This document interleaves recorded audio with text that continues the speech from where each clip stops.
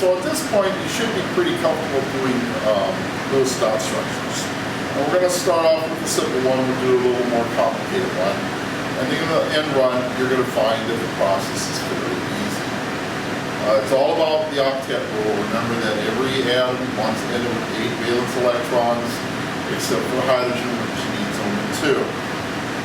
And you have to look for single bonds, double bonds, and triple bonds, since we're dealing with covalent compounds.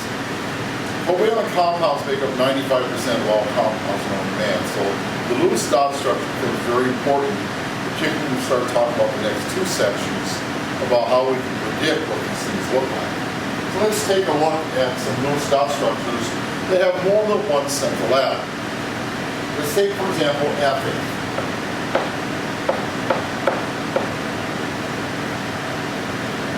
As you can see, ethane has 2 carbons. So, sorry, got ahead of myself there. We have 2 carbons. Take a look at the periodic chart. Carbon is in group 4A, therefore it has 4 valence electrons. And we put them on the north, south, east, west side. To begin with, we have 6 hydrogens. Now, what we're going to do is we're going to equally distribute the hydrogens around, but that doesn't always work. But in this case, it will when you see what ends up happening after you get all the hydrogens bonded to the carbons. We've got 6 hydrogens. We're going to put each hydrogen all bonded to one of the 2 central atoms and having the single electron opposite the single electron of the carbon.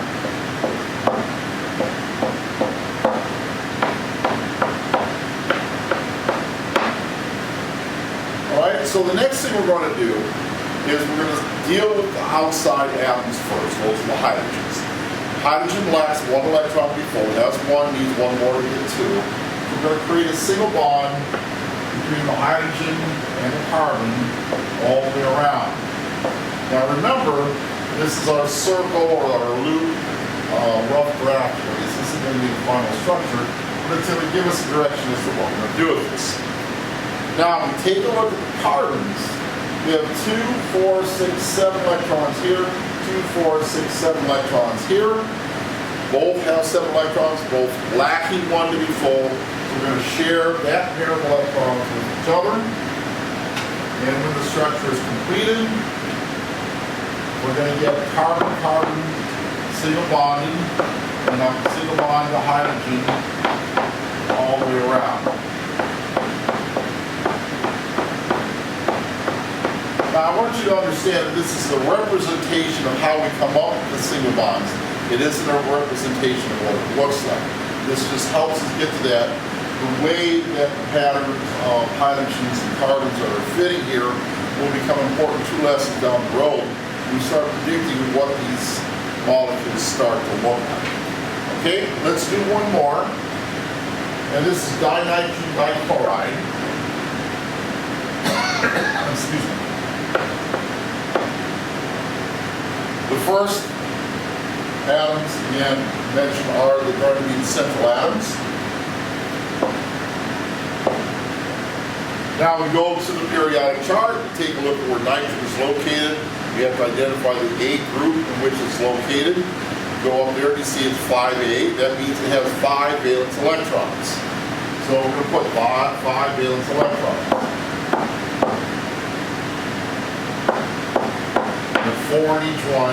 Now, what we generally do with the 5th one is we put them on the opposite side, so because they're not going to bond to anything, so we don't really want them near single electrons, and we can avoid it. So I'm going to put, I'm going to put a chlorine here and a chlorine here. No, I'm going to put, I meant to put the extra electron in, Little electron there, electron there. Now we're going to put a chlorine here and a chlorine here. Now the question is, how many valence electrons does chlorine have? Well, chlorine is found in group 7A, therefore it has 7 valence electrons. And we go north, south, east, west, and then we pair them up. And we see that we got a single electron right here by the nitrogen. So we're going to pair the ones that are not part of that potential single bond that we're going to create here. Same thing here. North, south, east, west. Pair, pair, pair. And like we were saying before, that's kind of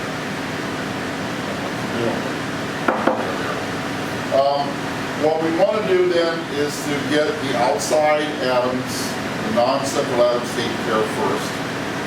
Since chlorine has 7 beta electrons, lacking 1 to be full, we're going to get a single bond here and a single bond here. Okay? Now, each nitrogen at this point has 2, 4, 5, 6, 2, 4, 5, 6, 6 electrons each. They are now lacking 2 to be full.